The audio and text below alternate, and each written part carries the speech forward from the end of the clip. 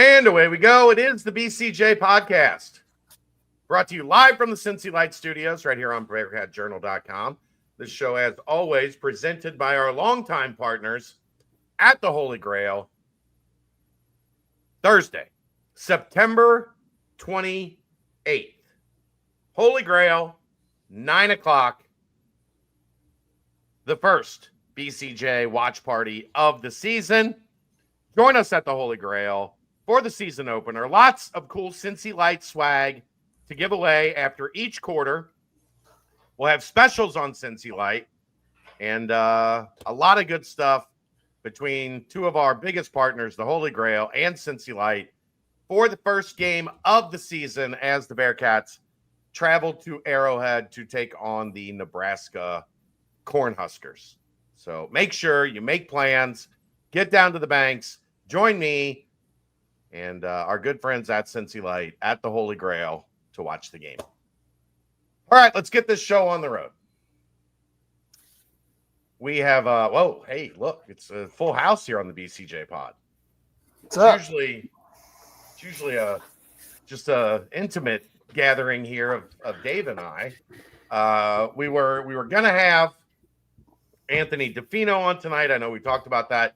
Anthony wanted to move back to next week so that they could get a little bit more done in terms of things that are rolling out.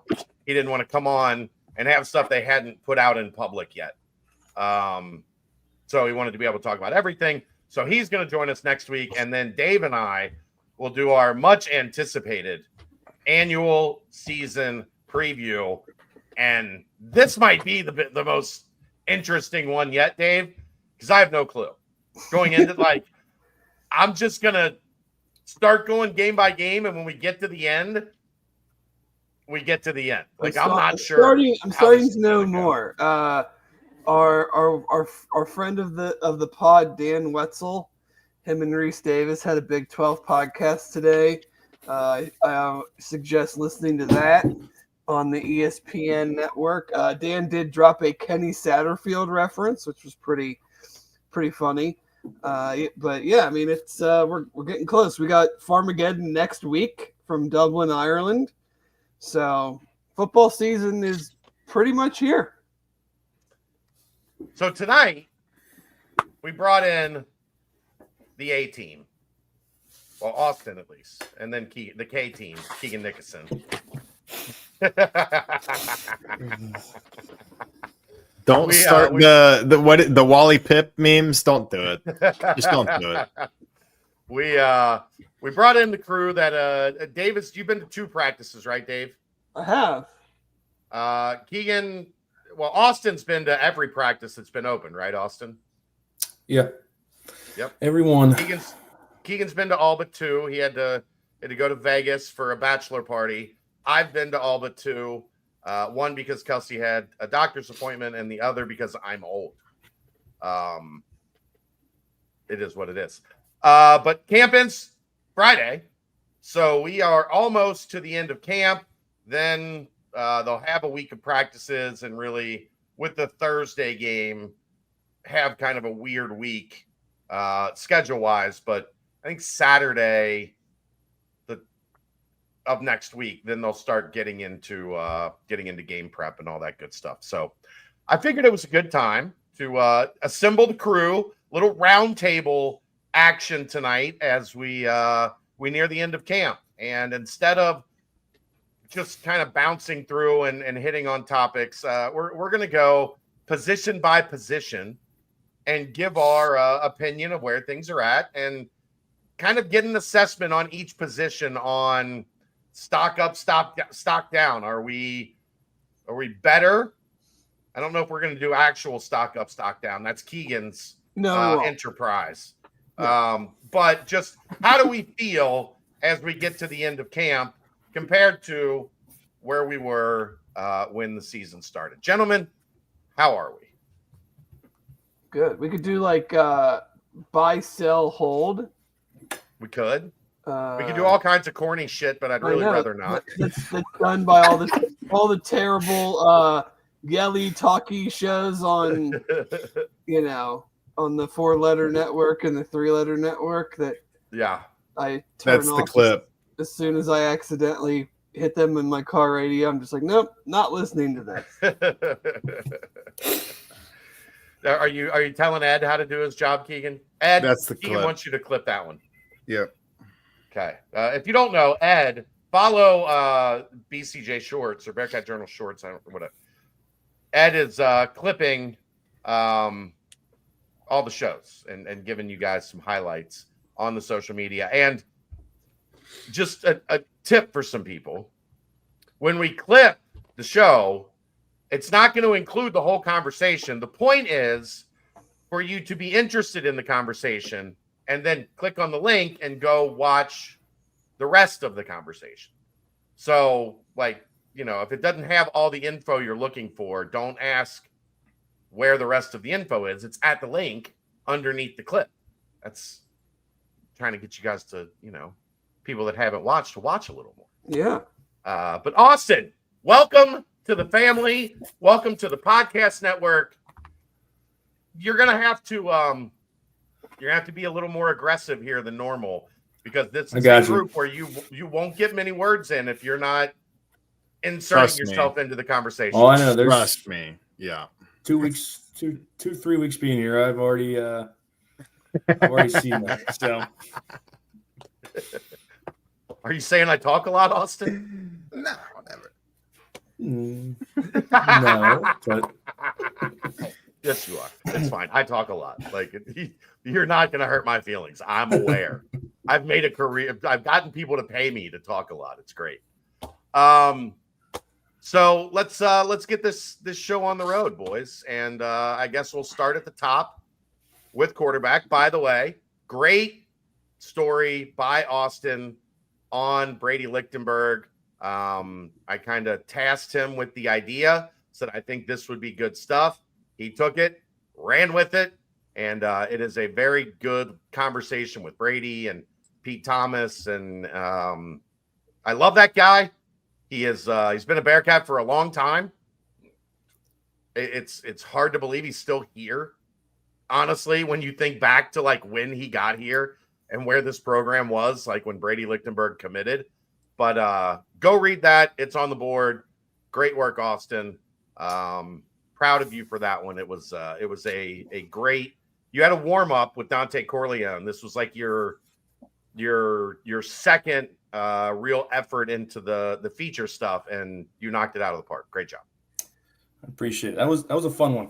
That was probably the most fun I've had since I've gotten into this field. Awesome. I was kind of jealous because we were standing there interviewing Brady, and I was like in on the interview too. But Austin killed it. He handled 95% of it, and Brady's giving him these answers, and I was like, I kind of want to be writing this story. I'm kind of mad. Brady was saying a bunch of great stuff. The best quote of the story, in my opinion, is when Sorsby said, "I challenge everyone to go find a Brady Lichtenberg." I think that was awesome. Yeah. It's like, and you saw the stat because I added that in the story this morning. I literally clicked through the top 100 quarterbacks in the 2021 class. 95 have transferred, and of the 5 who stayed somewhere for 5 years, it's Garrett Nussmeier, Baron Morton, Walker Eggett, and Cameron Friel. Those 4 guys are starters, and then it's Brady Lichtenberg. That's crazy. Yeah. So, Right. Official stat, if you're a quarterback, you have a 95% chance of transferring at some point in your college career. If you're a top 100 quarterback, 95% that you're going to transfer before your college career is over. It's wild. Welcome to the transfer portal era. But let's start at quarterback. Brendan Sorsby. I will say I think he's had an outstanding camp. There have been a couple days where it felt like the defense got the best of him, but for the most part, he has been anywhere from good to really, really good. I think he is having a good camp, and I agree with what you said in the article, Austin. I think Lichty's having by far his best camp as well. So overall, I've been pretty bullish on the UC quarterbacks so far throughout camp. I think the most impressive part for Sorsby. Obviously, the talent's always been there, but what was kind of expected of him now is him stepping up as a leader and kind of that figure on offense and on the team as a whole. And then we saw it after the scrimmage, which was a good day for the offense. They came back that next practice, and it was it wasn't a great one, I guess we could say that. And he rallied everyone together and basically had a players on the huddle for 2 minutes after practice. And he looked like he was pretty animated. So I like seeing that step, and it's him kind of just using that leadership and kind of just adding to his repertoire of what he can do. And it's great for chemistry and it's great for rapport.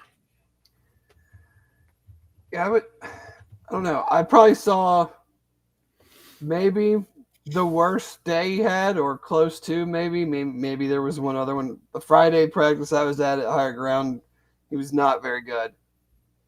And then obviously the scrimmage, he was all the quarterbacks, but he was really good. I mean, they had a lot of. I mean, and kind of what I wrote about in the scrimmage report was it wasn't that it was just like a bunch of touchdowns or whatever. It was some really good actual throws that made the big plays. So, you guys have documented it all camp. And Chad and I have talked about it on this show, and you guys have talked about it probably on Mondays. We know that the peaks are there because we've seen them already, but it's raising the floor and leveling out the inconsistencies. And I think part of that goes hand in hand with having more than what looks to be more than two actual guys to throw the ball to. I mean, they had other guys last year, but let's be honest. Like, if the defense was able to slow down or take away Xavier Henderson and Joe Royer, then it was a very tough go for them to throw the ball. And some of that was on Sorsby, some of that was not. But, leveling out the inconsistencies, you're Keegan, you talk about leadership. I'm looking at the margins are too thin for this team and too thin for this conference. Your quarterback that you're bringing back again, who we all think can be in a conference that's deep at quarterback, be a top half of the league type guy. You just can't have some of the stuff happen that he did last year, whether he felt like he was trying to make too much happen or whatever the case may be. Like, this team, that I'm not saying he's got to be perfect, but those types of situations, like West Virginia, for instance, they just can't happen. This team is taking steps, but I don't think it's to the level of we can get away with that type of play from our quarterback and still win games. So I think he's played better. I mean, you guys have said it. From what I saw, again, one very shaky day, one really good day. But I'm excited just because I think he's taken that step in the sense of he really has seemed to. I mean, even the limited stuff I've seen is he's built a nice rapport with a lot of the receivers. I mean, we might say one guy is kind of one or two guys maybe above all else, but I mean, he threw it to everybody on Saturday. So I'm bullish on the passing game, and we'll obviously get into some other reasons for that. But I don't think there's any reason to think that we shouldn't be happy with where the quarterbacks are, at least the top two guys going into the season. Austin? I think the thing that's impressed me the most is his throws on the run, like just getting out of the pocket. The accuracy he has going out of the pocket it's amazed me so far. Like, he has had some throws where Keegan will look over and say, that should not have happened. Like, he should not have made that throw. He had one that probably would have got Caleb Goodie killed in the scrimmage. But he got it there. It was on the move, off one leg, like 40 yards downfield. But by the time the ball got there, the safety had caught on to what was happening. I think Goodie would have caught the ball if the safety had continued at full speed. I also think there would have been a break in the action at the end of the play. I think his accuracy on the run is probably his best trait because it just offers you so much. It extends the plays and stuff's there that hasn't been there in the past. So I'm really looking forward to seeing the throws that he can make. The Texas Tech game was that debuted in front of the whole country. I mean, he did it so many times. The thing I will say, though, Keegan, is you know what the biggest difference for me has been this camp? He's had time. He's had a lot of time to sit back there and be a quarterback instead of I've got a little bit of time to figure this out, and then I need to move on. We haven't seen a lot of that. The pass blocking by the offensive line has been really good, and also raises some questions that we'll talk about later. Just saying.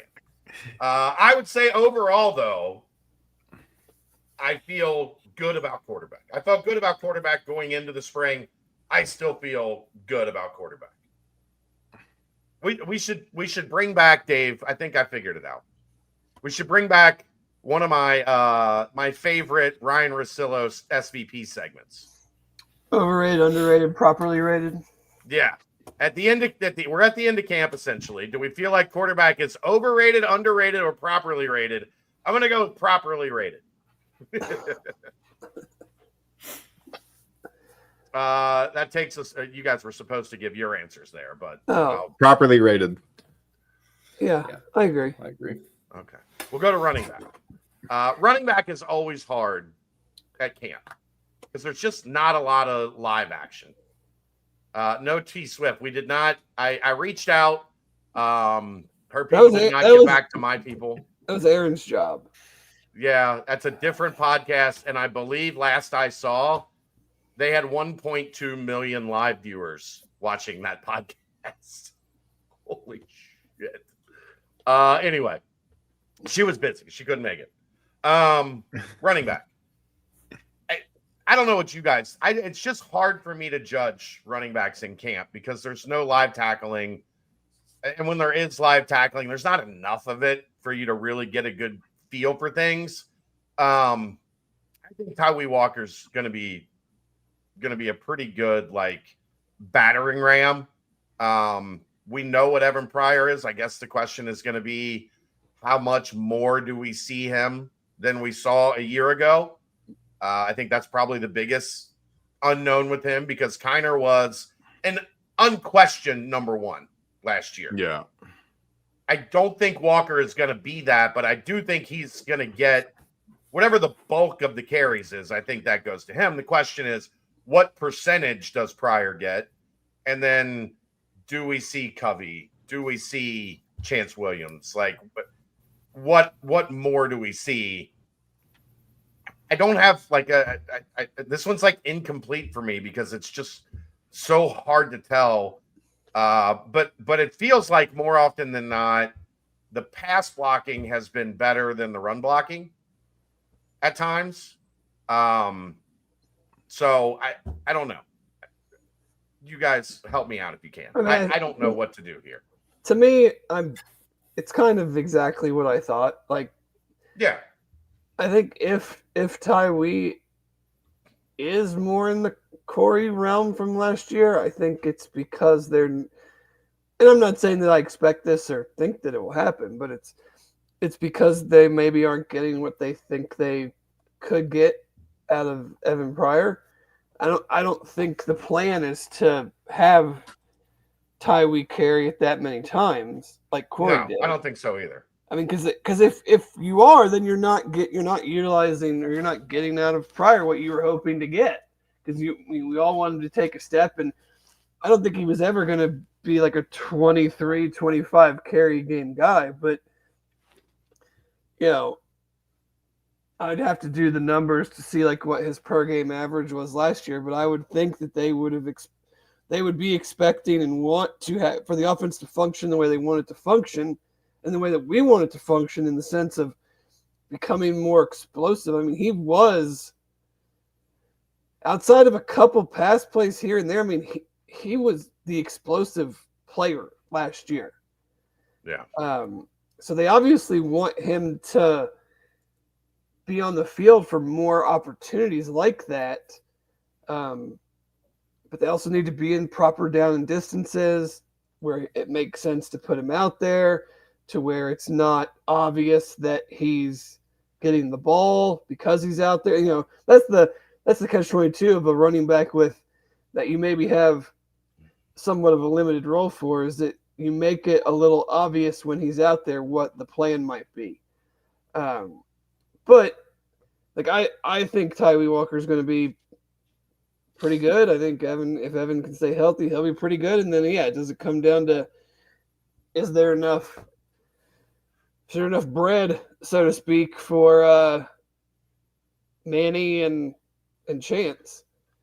You know, that we'll see. I mean, that's the biggest question. It kind of trickles into the wide receiver room as well. Like, you know, you add all these pieces and you'd like to get them all involved, but there's only so many throws or only so many runs. So we'll see how that shakes out once actual games start. I think it's interesting because I feel like Tawee's taken most of the like first team reps, like in the important parts of practice when you're seeing the first team period, or he was out with the first team in the scrimmage, but then you have to play in, okay, well, who needs to learn the offense? And also who was dealing with the hamstring issue to start fall camp, and that was Evan Pryor. So I don't think they're rushing him at all. The thing that I like, Evan Pryor gaining 15 pounds could be huge for him. Like, I'm already seeing him shedding tacklers, and you know, he still has that 4.3, 4.4 speed that he had last year, like you said, Dave, and being the explosive player. So I'm very, very high on him going into this year. And if I had to make a pick right now of between the two, who's going to have the better year, I would probably lean towards Pryor, just because the combination of speed that he has and now matched with the increased, you know, strength and size and being able to shed tacklers. I also think, and it's something that I overlooked, and it's something that someone explained to me, I don't think we understand how good Corey Kiner actually was. No, Like, I do. You do. I don't think I do. 1,000-yard seasons is that's not easy to do, especially for a guy that didn't hit home runs. I guess that's a doubles hitter, like putting up major seasons. Yeah, and I think I was naive when they bring in Tawee Walker, and it's okay, well, he's a power running back and he has speed, so he might actually be faster than Corey, so he's going to be able to do what Corey did. But no, like, it's not the small stuff that elite college running backs do go unnoticed so much. And the word around Corey Kiner was contact balance. And I wouldn't expect the running game to just, you know, copy and paste because they have two good running backs. There's a lot of, you know, small stuff that has to get taken care of. But they have a good running back room. Obviously, what award is it? The Doak Walker. You have two Doak Walker award watch list guys. So they're set up well. I would be higher on Pryor right now than Tawee Walker. That's my take. Okay. Would you go as far as to call him a Heisman dark horse?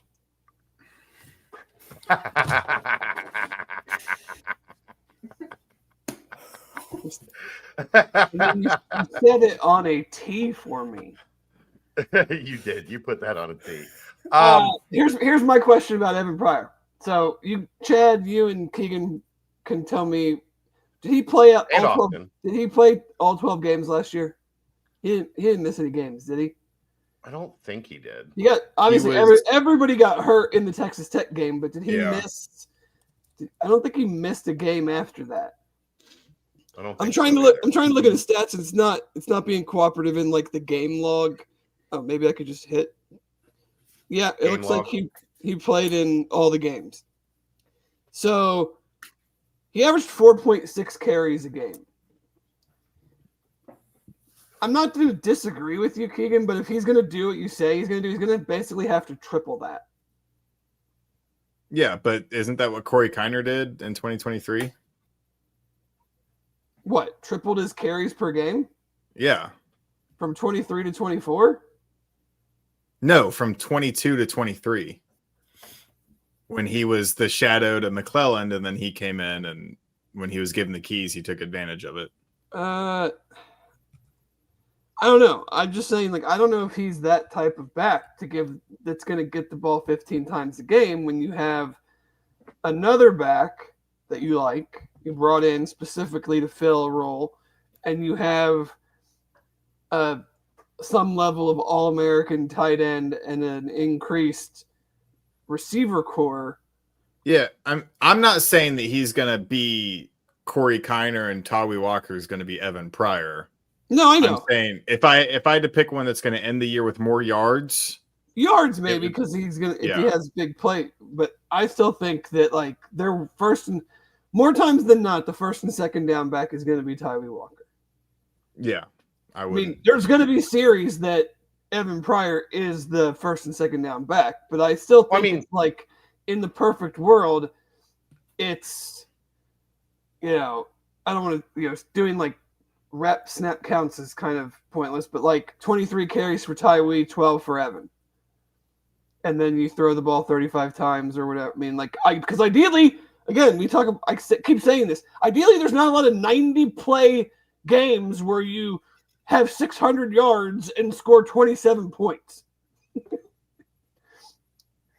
So, like to have less of those. Trying to get to a play number is tough, but I'm looking at it as like hopefully they'll have less plays and a higher per play average that equals more points. I think the interesting question is going to be what is that? Because what we've seen so far, I think you guys would agree, they've been doing series. Like we have not seen a lot of like Tawee Walker goes for 3 or 4 plays, then Evan Pryor comes in. Actually, they've gone to Covey. Yeah. When they've done that a lot. And then the next series, Pryor will be out there. So are we doing that with them? Like, is that what the plan is, where it's Tawee gets 1, 3, 4, and 6, and Evan gets 2, 5, and 7? Like, are they doing drives, or are they doing it like in a normal running back rotation? Because if that's the case, there's a chance their carries are a little bit more even. Yeah. Because they're going to be splitting series instead of this is back A, this is back B. When back A comes out, back B goes in. We haven't seen a lot of that. So one of the things we always talk about is we can only go by what we see. We can only talk about what they're showing us. And what they're showing us is that they're going to be putting Tawee in for a series and then Evan in for a series. That's what we've seen so far. I don't love that. I feel like running back is such a rhythm thing. And it's like, okay, so you got 2 good touchdown drives and Tawee's averaging 6 yards a carry. And then we're just going to like, and it's not like he's gassed. I mean, we threw the ball around. It wasn't like he gave it to him 11 times or something on one drive. And then we're just going to like put the other guy in. I don't know. Maybe for a drive. Yeah, I don't know. I like the hot hand theory with running backs. I mean, if you've got it going and you're running successful plays that work with a specific back, like keep giving it to them until the defense can stop it. But in theory, it's also a good way to wear down defenses. Austin, what do you think? Yeah. I gotta play point guard here with Austin. He is not used to this level of people that like to talk. Yeah, I think Walker has shown more breakout ability than I thought he was going to come in with. I think it was later in the week at Higher Ground. And first team play of the practice, he took it 50 yards, which I was not expecting him to do. So I think with him having that, I think he could eat into Pryor's workload a little bit since he's shown a little bit more of that. But I don't know. It'll be interesting to see what they do with them. The only thing I'll say about the hot hand thing is the last 2 years for the hot hand, it's been Corey Kiner. So, I mean, maybe they've learned something. But you don't have a Corey Kiner. And You don't know. I both mean, of the, Tawee Walker has been pretty good at Oklahoma and at Wisconsin. yeah, wasn't it? What's your opinion on them being an air raid team and him possibly benefiting off that? Because I know, like, you have to get the ball handed off to you and run the ball. I know Who that be an air raid team? Wisconsin? With yeah. a terrible quarter. I'm just saying they're still an air raid. Air raid team by name only. You need an actual quarterback to run the freaking air raid. That's why I'm guessing. This is the answer to that question. Keegan, how many snaps of Wisconsin football did you watch last year? Oh, I know they've been bad. Trust me. No, I mean but they were not in that. Like their coordinator was labeled as an air raid coordinator. That was the farthest thing from an air raid offense that I've maybe ever seen. Like watching them actually play offense. Tanner Mordecai. But anyway, that's neither here nor there. Yeah. But yeah, I mean, getting back to the main crux of it, I think the running backs will be good. The running backs have been good at UC for a while. They've been good for Scott Satterfield for a while. So I have no reason to think anything else. Brendan does ask, though, does Tawee have some Mike Warren in him? He certainly does. He likes the weight room a touch Mike more. Warren with muscles. A touch more Calves. than Mike. His calves and his lower body, his thighs, quads, calves look like they've got softballs cut into them. So, it's a freaky looking dude. It does. His body type doesn't make any sense. But yeah, I'm not too worried about if they'll be able to run the ball or not. Well done, fake John Goble. Couldn't run the Very air good. raid. The sirens scare some of the players and parents. Very good. Very, very good. That's well played, sir. That is well played. Mike Warren was awesome. Mike Warren would not have been confused with anyone with muscular. That was not his play style. Strong as hell. Some people had a six pack. Mike was more of like a pony keg. Pony keg, yeah. Yeah, he wasn't a full keg. He was like a pony keg. So, like, Jerome Ford was called a truck, but he wanted to be called a. Mike Warren was the truck. Mark Warren was the truck. What was Jerome Ford called? And then he corrected people. I don't know. Alabama transfer. Alabama Jerome transfer. Ford. That's what Jerome Ford was called. Yeah. Oh, seriously, I know. But he was Alabama like, transfer. I remember him saying, "I want to be a Lamborghini" or something like that. Well, yeah, because we call it like the joke was Mike Warren was the truck, Jerome Ford was like the Mustang or something. Okay. I just hope with the portal the way it is now that like we don't have to do this like, out because like Toledo's running back is on like his fourth or fifth school. Every time he carries the ball, are they going to be like one time Arizona State, Ohio State, Kentucky running back? You know what that was, Dave. That was Cincinnati's not supposed to be any. I know. Good, but they do have like, an Alabama transfer at running back. Yeah. They run but they'll run two plays by the time the announcers are done telling everybody where Chip Trainum's played football. Let's go offensive line. By the way, running back incomplete. I'll go properly rated, but I don't. I haven't seen anything that makes me deviate like in a major positive way or negative way. It's kind of is what it is, what I expected it to be. Yeah. Offensive line projected starters right now: Joe Cotton, Evan Tengestal, Gavin Gerhardt, Taron Tayo, and DeAndre Buford. I've been satisfied with what I have seen from the offensive line to this point. I think pass protection is really good. I've seen this narrative that Joe Cotton has struggled to get up to speed. I have not seen that in practice. That is something I think Nebraska fans are just hoping is true.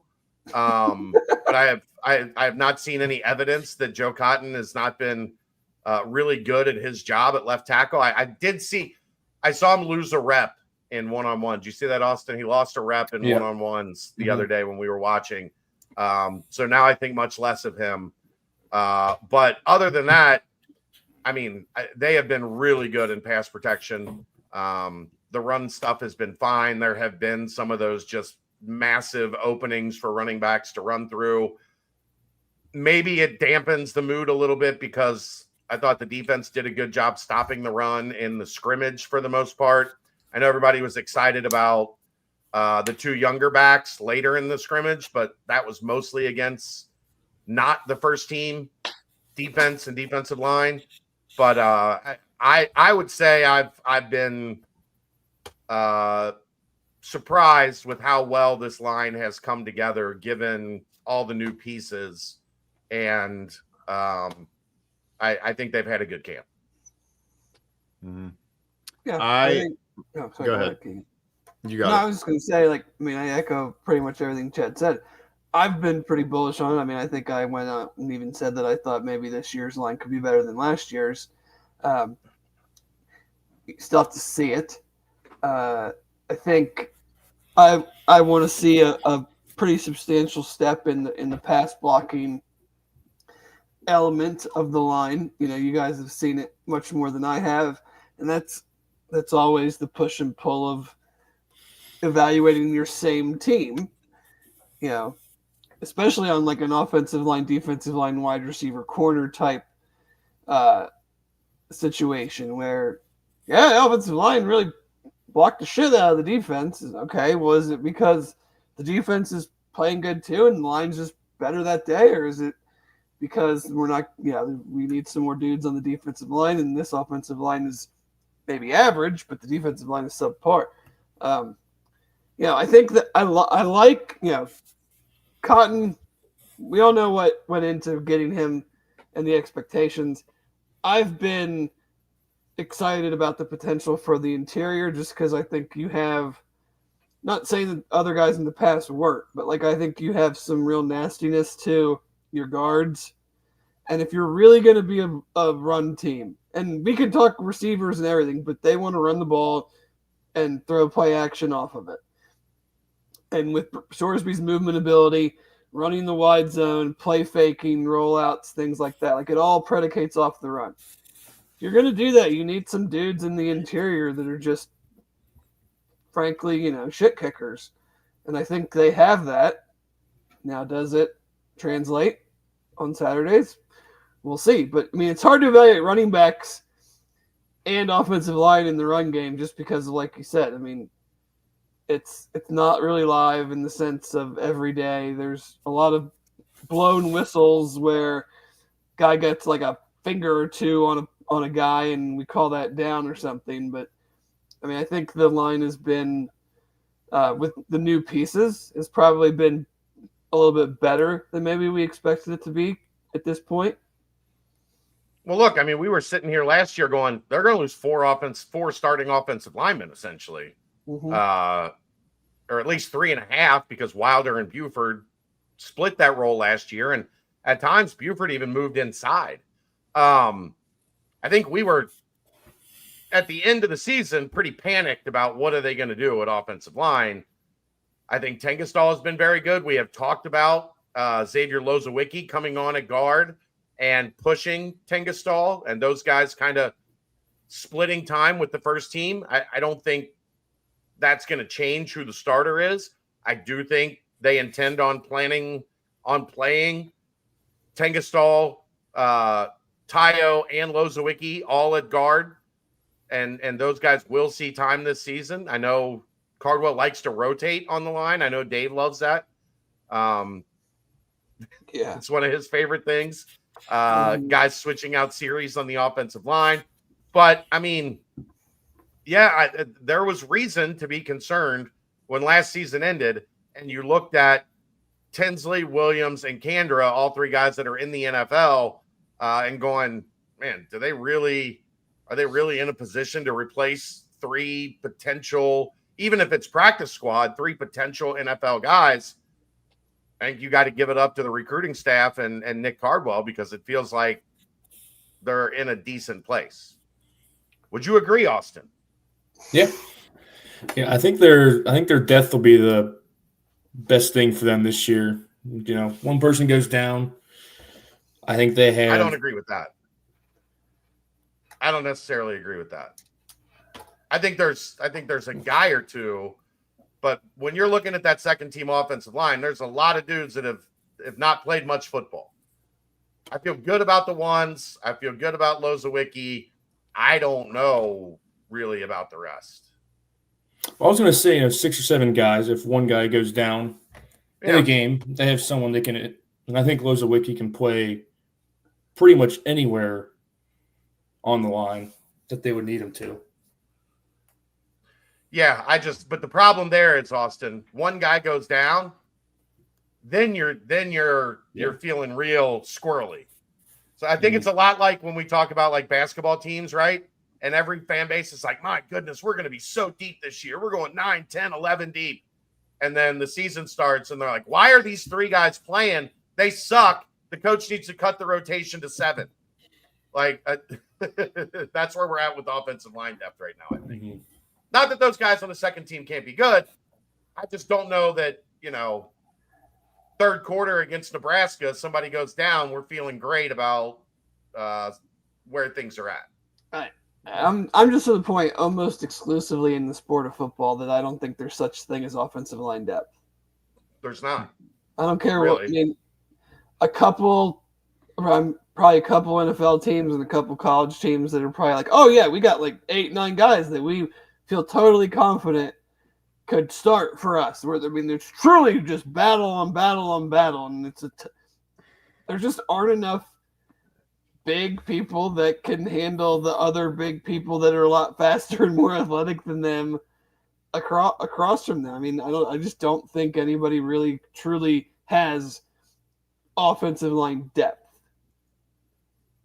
I agree. I concur. Keegan, what are your thoughts? I think going off what Dave said, I also I do believe this group can be better than last year. And I think it could be because I think Tarantayo could be a little bit better than Luke Kandra. And I think that's saying something because Luke Kandra was, very highly thought of and was one of the best guards in the Big 12.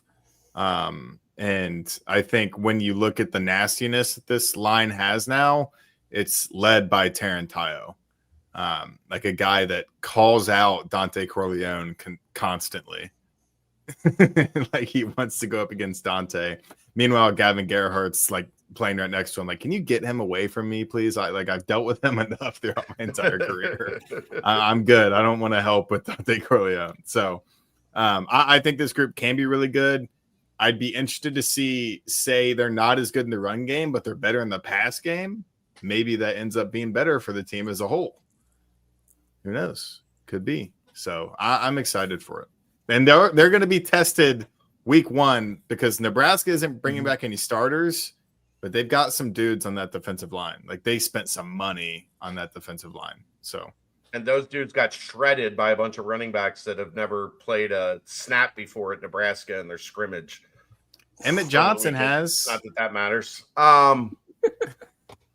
Well, I don't think he was the one that was tearing up their defensive line, is what I'm saying. Like, I don't think he was the one getting the handoffs. Pass rush. Yeah.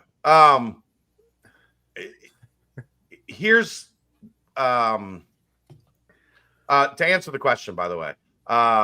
Nolan Latalippe. I don't know exact Latalippe, whatever. Has been the backup primarily at left tackle, but we have also seen Lozowicki get a little bit of run there. And then Ethan Green has been the backup to Buford at right tackle. The other thing that's interesting, Keegan, to your point, Corey Kiner was so good. His contact balance was so good that he eliminated a lot of things that we would have said, yeah. How good is this line at run block? Like, yeah. He was hit behind the line a number of times on plays that he found a way to get 2, 3, 4 yards instead of -2, -3. Or at least get back to the line of scrimmage. Yeah, where we weren't talking about it as like this play really put them behind the chains. And that's a ding against the offensive line on that play.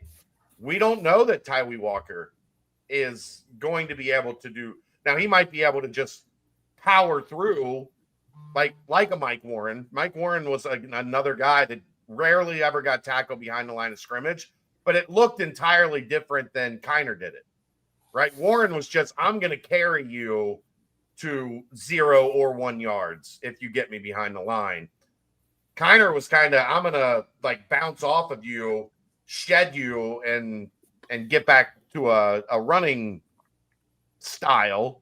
So yeah, it could be a situation where the offensive line's about the same in the run game, but because they don't have a Corey Kiner, it looks different, and we analyze it differently. Yeah.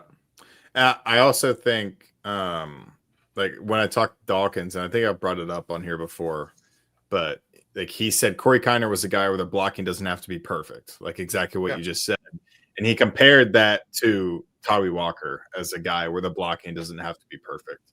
So, but I think it'll be different. I think it'll look different. Yeah, it'll look different, but he has that potential to not be screwed if someone gets through the line. Yeah. Corey had this weird ability that, like, as he was about to get hit, he could get on balance, absorb the hit, and then start running again. Like I said, where like a Mike Warren, or what I more anticipate with Tawee, is going to get hit, but just keep powering his legs forward. Mm-hmm. I don't know. I think the pass blocking was a little bit better last year. 2 years ago, it was terrible. Like, legitimately bad.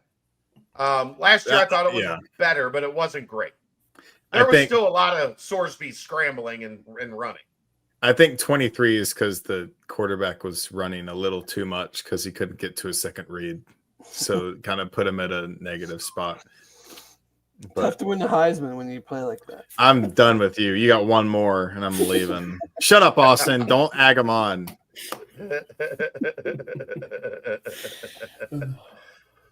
I would say slightly underrated for the offensive line, because I think they got a chance to be really good. Yeah, I feel like that's fair because, like you said, the consensus coming in was the replacing air quotes 4 starters type thing, which wasn't true when you really looked at like snap counts, but there were still questions to be had.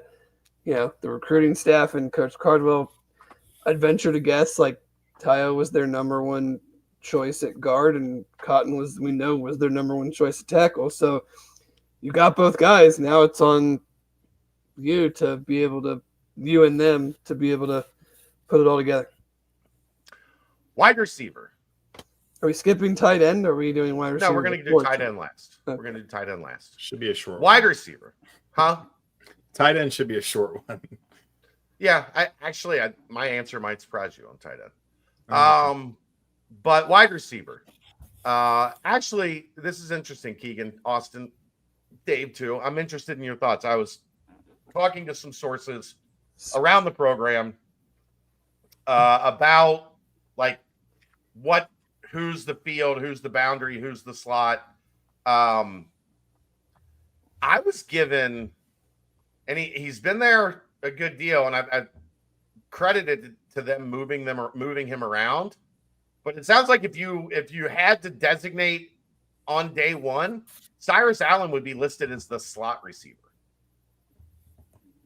Is that interesting to any of you, or just me? I mean, where else was he going to play? I didn't think Goodie would be slot. I would think it would be Goodie or Cyrus. Yeah, I mean, Goodie's got that burner label, which is usually your fast guy. I feel like, he's like an X receiver. Yeah. It's like if you're just doing it like replicate, like Caldwell fills Xavier Henderson's spot. Goodie fills Tony Johnson's spot.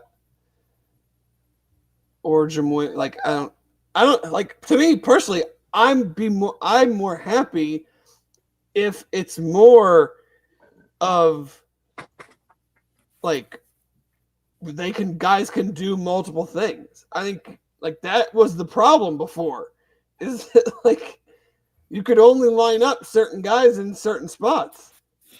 Yeah. So, like, it's Yeah. the whole, I don't want to, we're not going to turn this into a Bengals podcast, but like the passing game has taken off when Chase played more in the slot.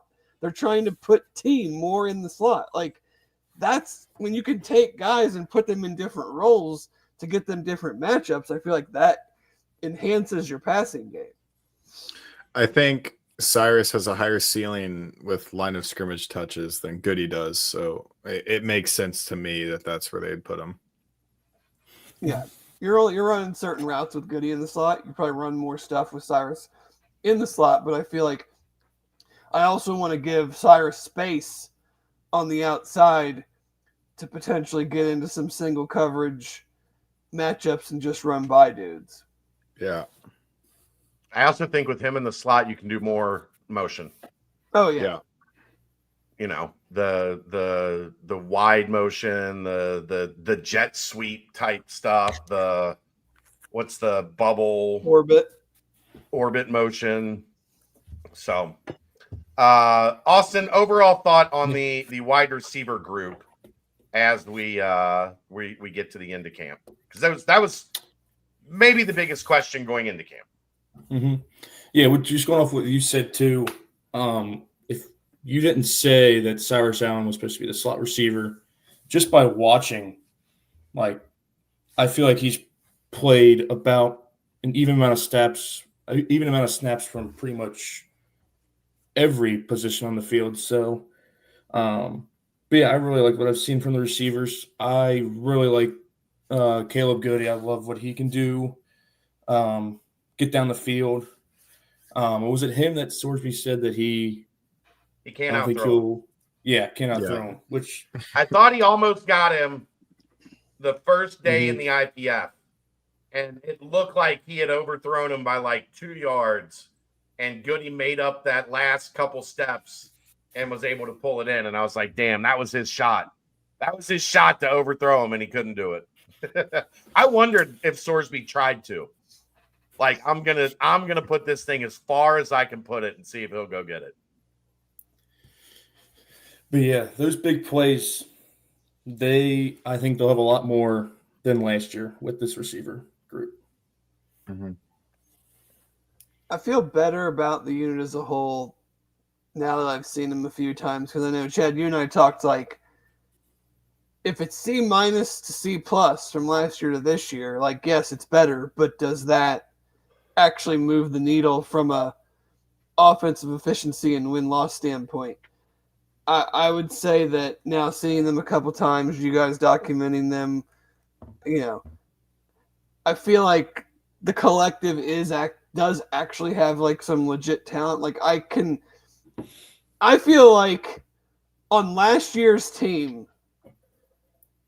Isaiah Johnson and Noah Jennings are basically Tony Johnson and Jamoy Mays.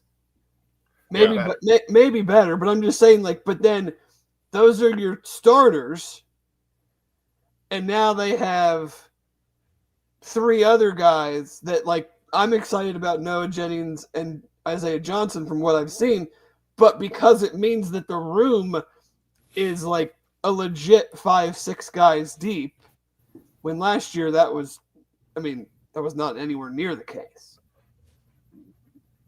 Yeah, Isaiah Johnson, I feel like, is what Tyron Smith was supposed to be. And I was so excited for Tyron Smith because he was just fast, and then it just didn't pan out. So I'm really excited for Isaiah Johnson. I'm wondering how they're going to utilize him early. He'll be in the slot. Yeah. I know. Just like, how many snaps does he get? How many times does he actually get the ball? Because I feel like he might be maybe the best, like, I don't know, yards after catch guy, maybe, in terms of just getting the ball at the line of scrimmage, making people miss, and getting down the field. But yeah, I'm super excited for him. He's probably, trying to think, in terms of guys that came in the spring portal, made the quickest jump to, okay, this guy can play like week 1. So yeah, Isaiah Johnson's good. I mean, if I had a sleeper MVP of camp, it would be Noah Jennings. Yeah. He has made a crap ton of plays, including a lot of plays that went for touchdowns. Like, he seems to be like the touchdown guy. And I think he's going to mix in. I think he's going to challenge Goodie for that bound or that field starting wide receiver spot. I thought he'd be like a comfortable 2 to Jeff. Maybe. I mean, I think they can use him in both spots because I don't think he's strictly like one or the other. But to get him on the field, I think I would pair him with Caldwell as opposed to pairing him and Goodie. Wouldn't you agree? Maybe. I just feel like if you're wanting a guy like if Jeff Caldwell's your guy that's just going to go and get the ball, and but I don't think they've used him like that. They've used him over the middle a ton, Keegan. Yeah, I'd say a majority of Caldwell's. That's the thing that I won't say surprised about, but like if people haven't had a chance to read it, like that was the thing. Like I was expecting he's a go ball, back shoulder, sideline type player. And the spots that I've been the most impressed with him is when they've ran like drags and crossers with him, because he just gets up to that speed and you get DBs in the trash coming across the field. Like there is nobody that's going to be able to run with him. When you're having to look to see that you don't get taken out by somebody. I mean, that's where I think he's been the most effective when I've seen him is his on the move across the field and catching it on the run. Are we talking about Jeff? Yeah. Yeah. I mean, he almost I think he would have gone to the house in the scrimmage. Like he had two guys hand tap him. Yeah, that was on a crosser. That was the one where you're like, okay, if they were really trying, would somebody have been able to catch him, trip him up or whatever? They had one going the other direction too that didn't go for nearly as many yards, but coming from the left across with Sorsby rolling to the right. The one that you're mentioning, that would have been like a 60-yard touchdown. It would still have been a big play even if they tackled him. But yeah, I mean, those are the plays that I've been more surprised that he's been making. Maybe because I just assumed wrongly so, but that he was kind of a specific. Yeah, because of his size and speed, you just think like outside, run the 9, go ball, go up and get it type deal. Yeah. I think we're going to hear Noah Jennings' name a lot. And I don't know that we're going to hear Goodie's name as much, although he's made plenty of plays, but he's like he's the take the top off the defense. Yeah. Like, I'm going to outrun everybody guy. He probably had my favorite. I mean, he probably had my favorite catch in the scrimmage on just a dart from Sorsby. End zone. No, he was down at like the 2 or 3. Okay. Like the when he got killed. The locker room end zone, was like a skinny post that was great concentration because the ball, he couldn't see the ball at one point because the DB was ran right in front of him.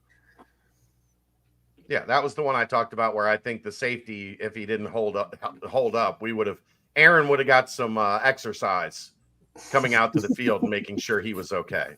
Hey, Big Slime, Jizzle James is back. Cool. Well, hey, relax. Big Slime's reporting it live on Bearcat Journal. Breaking news. Relax, Big Slime. But we're not there yet. We're heading in a good direction. We're not there yet. But yeah, I would say wide receiver, I'm going to go underrated because I think as a group, they've got a chance to be pretty good this year and have a chance to allow Sorsby to better showcase himself than he was able to do a year ago. I agree. I've seen consistent plays being made by a larger group of guys than we saw last year. But when you have so many new pieces, it's going to come at different times. But now it seems like they're, especially in the scrimmage, like everybody practically made a play. Yeah. At least one, it seemed like. I think that has been to an extent at the expense of tight end, because I think Joe Royer has been really good in camp. We've talked about Gerd being a little bit more of a capable pass catcher than maybe we envisioned. Minus the one. Minus the one that he just dropped. No, the one that right off his freaking face mask. Yeah. So he had one Tuesday that he dropped. Bounced that had a chance to be a pretty 16 feet in the air in the end zone. I will say I at least through camp maybe wanted to see a little bit more from Gavin Grover and Devin Zahersky, and we have not seen much from them yet, and we really haven't seen anything from the two freshmen. Unlike Kamari Smith in camp made a bunch of plays, we have not seen a whole lot of tight end guys, other than Roy. Yeah, that's the thing. I mean, you bring in 6 new wide receivers, like some position is not going to get the ball as much. And maybe it changes in the game when you're actually game playing and seeing like what the opponent does well or doesn't do well. But yeah, I mean, I would say of the offensive skill positions, tight end, I won't even say like underwhelming or like, just, it's just, I mean, outside and they haven't played Royer much, which totally makes sense. Like he's not taking very much of a snap count in these practices, which I wouldn't either if I was them. And you're breaking in 6 new wide receivers. So like tight ends have kind of gotten the short end of the stick as far as, targets and whatnot, But I'd still love to see him in a bunch of 12 personnel with Royer and another tight end. And, so I think you're going to see it. Like, you're going to see Gerd out there. They didn't bring Gerd in to sit. And with those pistol formations, they love having that second back in the backfield. That's going to be Gerd. So that's going to be 12 personnel. Mm-hmm.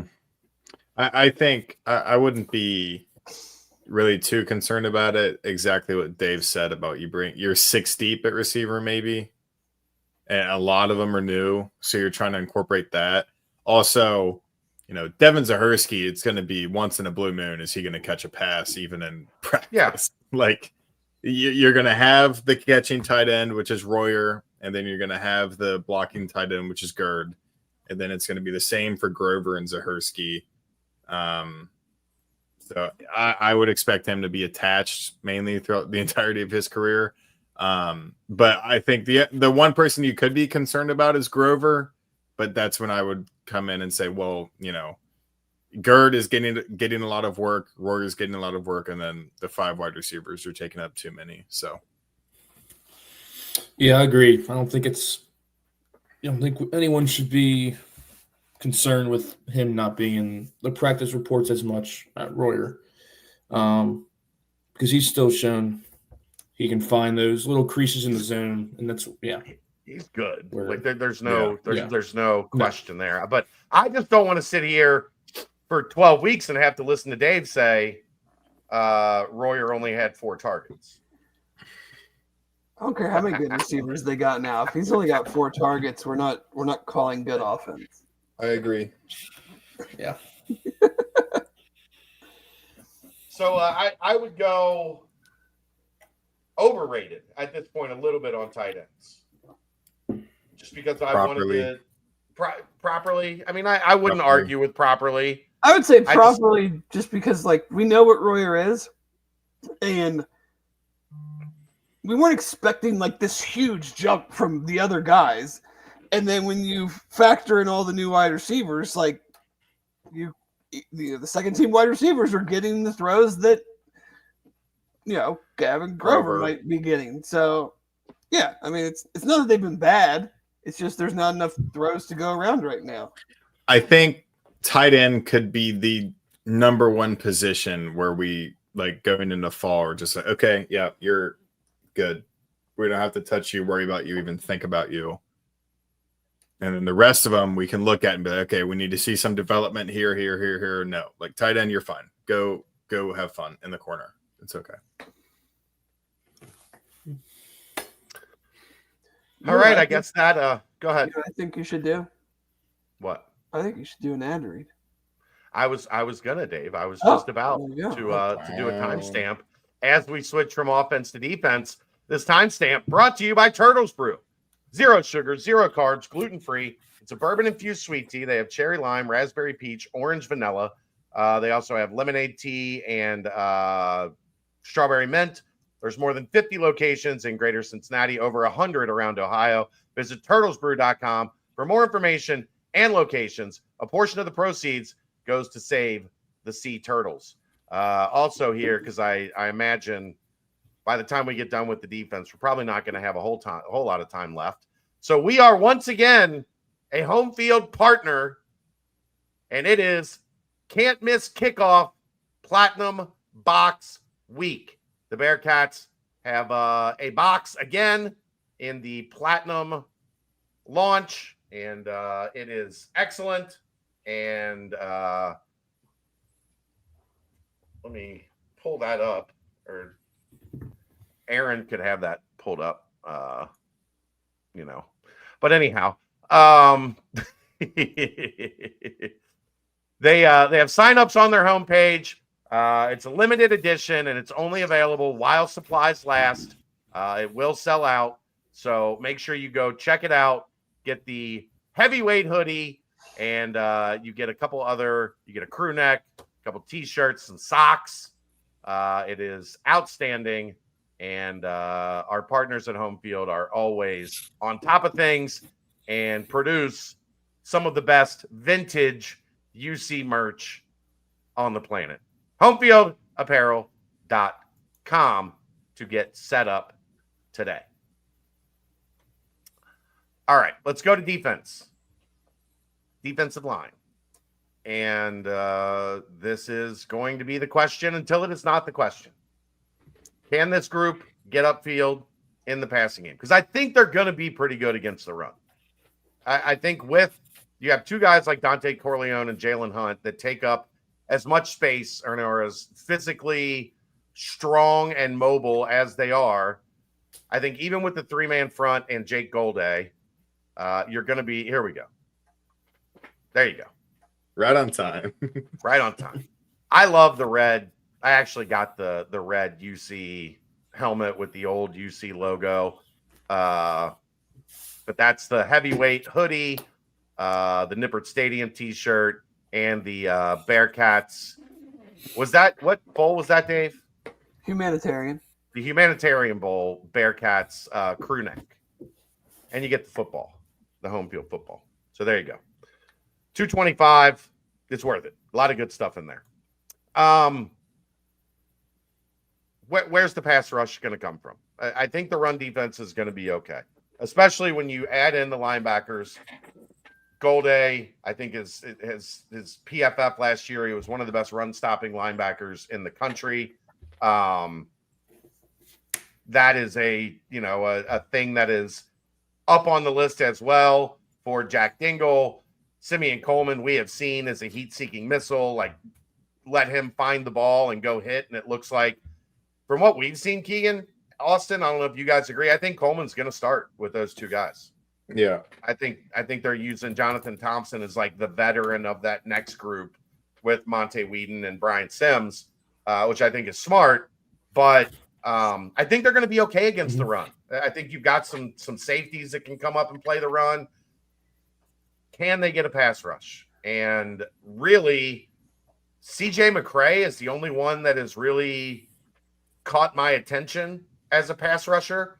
I think he's been pretty good at it, but we have yet to see any of those other guys really step up and look like they can rush the quarterback. Yeah, in your opinion, how good do you think they have to be rushing the passer to get to 7-8 wins? Like, how many sacks do they have? Because I feel like in the Big 12, not a lot of great defensive lines. Like, I don't know how much do you look at a Big 12 championship team and you're like, their defensive line was really good, especially if you're in a 3-3-5. I don't know what that has to do with Big 12 quarterbacks, which are really good this year, being able to stand back there and pick your defense apart. Yeah, I just feel like if you're in a 3-3-5, I feel like the defensive line is allowed to be the most disappointing group on the defense. Like, you're kind of setting yourself up for that. I think Walt Stewart would disagree. Oh, I 100% know he would disagree. But if I'm looking at it objectively, you don't run the 3-3-5 to get like pressure on the passer. I'll tell you what it can't do is have 1.75 sacks a game again. Yeah, I'm not saying they can be like last year, but I also don't think that they have to be like one of the best defensive lines in the Big 12 or even top 6. I do. Okay. You realize the quarterbacks they're playing, right? Yeah, but I mean that's true for everybody. No, it's not. Nobody else had. It's like, How many teams last year in the Big 12 had fewer sacks? I'm looking at it right now. Iowa State had if 16. we're talking about the quarterbacks that they're going up against. Well, not everybody does. It's unbound schedules. Everybody's not playing the same level of quarterbacks. I mean, there's 10 that have been on everybody's minds since the start of the preseason. It was my biggest concern coming in. It's still my biggest concern. In the 2 practices I've been to, I'm still waiting for Micah Coleman to do something. Now, the coaches can probably tell me he's doing exactly what we're asking him to do, and that can be true. But, like, Jalen Hunt is in a 3-man front, he's your strong side run-stopping defensive end. Anything they get out of him from a pass rush standpoint to me is like found money. Him and Dante both. Like, sure, we'd like them to be better against the pass rush, but like those guys are not out there to collapse the pocket and sack the quarterback. They're there to push the pocket so that the guys coming on the edge, the quarterback has to get out of the pocket and they basically run in to the edge players. I mean, there's still 15 days until the first game. Is that right? 28? Mm-hmm. 15 days. If 15 days from right now, we'll be watching the Bearcats take on Nebraska at the Holy Grail. Well, not right now. Today's Wednesday. Yeah. 15 days from right now. Well, yes. It's I mean, CJ McCray, if he doesn't, if there's nothing left for us to see, really. 2 days, I mean, what are you really going to see? But, I don't know why he's not taking more first. I mean, maybe he is taking more first-team reps and we're just not noticing it, or I don't know. You guys notice? I think every time the D-line has come out, it's been Micah Coleman, Jalen Hunt, Dante Corleone. Yeah. I just don't see it. But yeah, I think McCray's had a better camp than Coleman. And then I think we already feel like Golday is going to be used as a rusher more. But my question is how much of it becomes – not concern. I almost say concern, not a concern yet. My question is how much – if whoever is playing that end spot, if that person can't get it done or not done enough, how much does this defense turn into a 4-2-5 with Golday in a 2-point stance just coming off the edge almost regularly? I say not a lot because I don't think a lot of the other linebackers are very good in pass coverage. So, it'll be easy to isolate some of the linebackers, and I would say Golday is probably your best coverage linebacker because he runs a 4-4, 4-5. Yeah, but if you can't pressure the quarterback, then nobody's good in coverage. Well, based on positional, Dave, just based on positional, what we know, Dingle would be the guy because that's the middle linebacker spot. The middle linebacker has been the guy that they use as more. Now, he's not always necessarily lined up in the middle. He's just identified as the middle. But Dingle would be the guy probably more playing forward than Golday. I don't think they're even comparable pass rushers. To me, that I'm would not be saying they are. I'm just telling you that's from what I know of the scheme. That's what I think. That would be a misuse of your talent. Well, if not, if you rush Golday, then Dingle is going to be in pass coverage. We've seen how that goes. If you have 5 secondary players, how many other people are going out for a pass? You think that they're going to be able to cover it 5-on-5? They couldn't cover it 8-on-5 last year, Dave. That's true. There was a reason for that, Chad. That's why the whole secondary is new. It's not as new as you think, actually. Well, Going over it, it's not as new as you think, given what they've been putting on the field. Well, they couldn't cover because they couldn't pressure. That's my point. Is it doesn't matter. Like,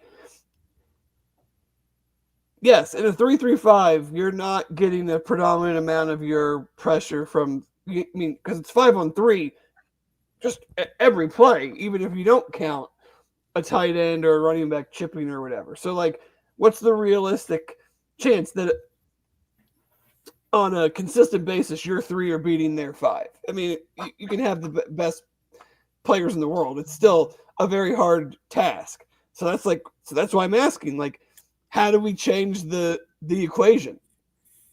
Yeah.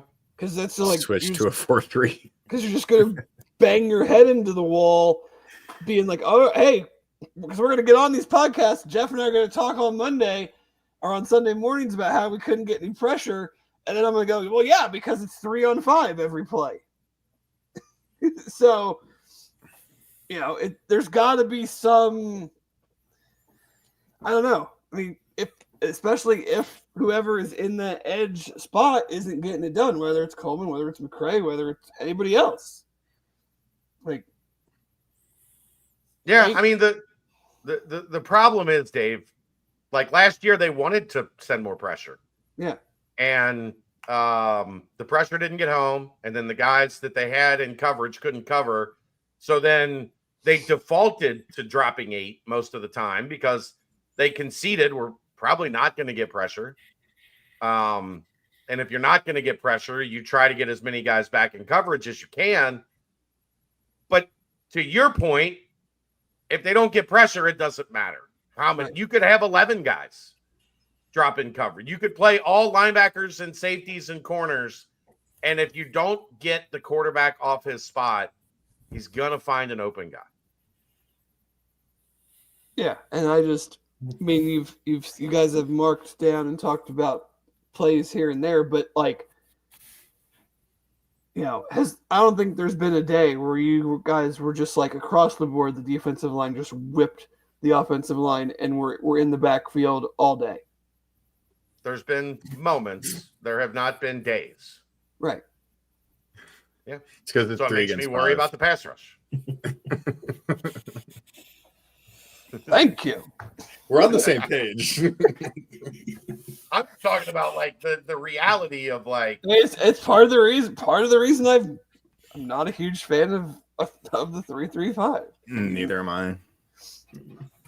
If the 4-3 was more effective against the spread, everybody would be running the 4-3. It's Right. not. It's not. No, it's not. You're right. I mean, it's not because you can isolate that line. That's where your linebacker really does get isolated. Yeah. But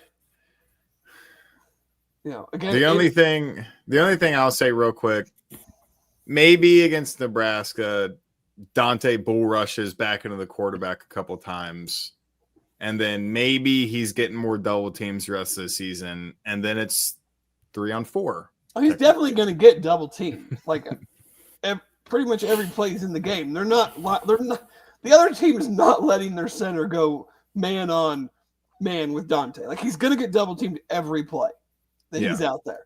So that's when bringing in Goldie off the blitz gets dangerous.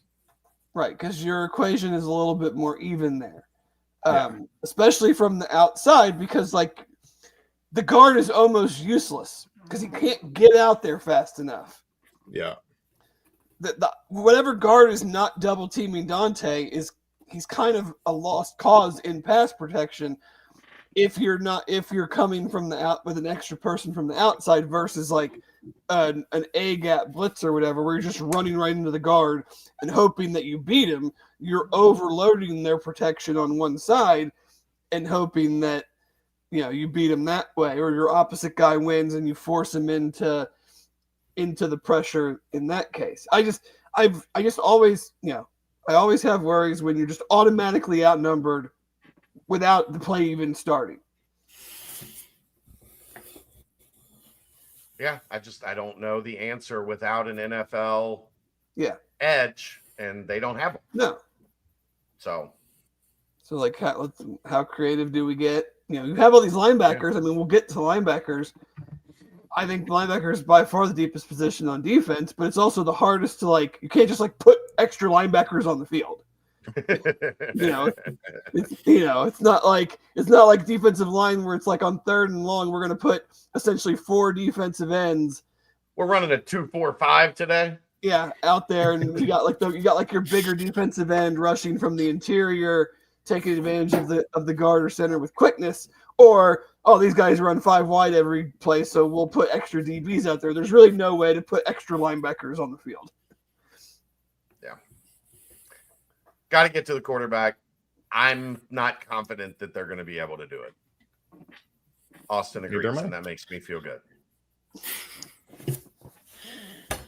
Austin, if for the people listening to the audio version of this, you're going to get a rough grade. The video version, they can see you shaking your head. Like you're going to be okay on video. On audio, you might get a rough score. Yeah. Yeah. We did have 3 more sacks last year than the year before, so maybe they'll go up to 24 this year. That's where, like, we'll talk about linebackers, but is Jake Golday just going to go be Jared Bartlett, or is Jake Golday going to be Jake Golday? Because Jared Bartlett played middle. I'm telling you, that's the spot. Like, that's Dingle is in that Bartlett spot. Golday is not. Golday is in the same spot he was last year. Like, he's not switching. So we'll see. Dave, does it worry you that Iowa State only had 16 sacks last year, since it's the same defense? Like, is this just an indicator of this defense is not a sack defense? It's a coverage secondary defense.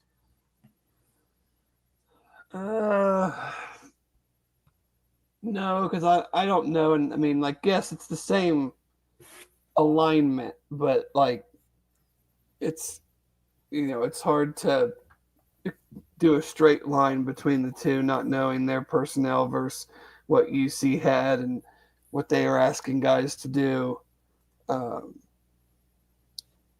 I know it's way more than just those 2 teams that are running it. Well, but this specific defense is what Cincinnati is running is a direct derivative of what Iowa State runs. Yeah. The guy running Cincinnati's defense spent 9 years in that system and brought that system here. It is the same defense, essentially, for all intents and purposes. They've been. I mean, I'm looking back at it now. I mean, they had 16, 21, 18 the last 3 years. Iowa State did. So do we have to adjust what we're saying and just understand that this is not going to be a defense that racks up a bunch of sacks? It's not a get up the field defense. It might not be. I know you don't like it. But against a bunch of teams that are going to sling it around then.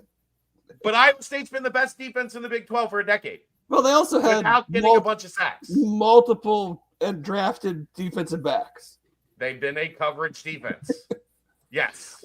What's the average over under on a given Big 12 game? 62.5? No. Yeah, I mean, they're not.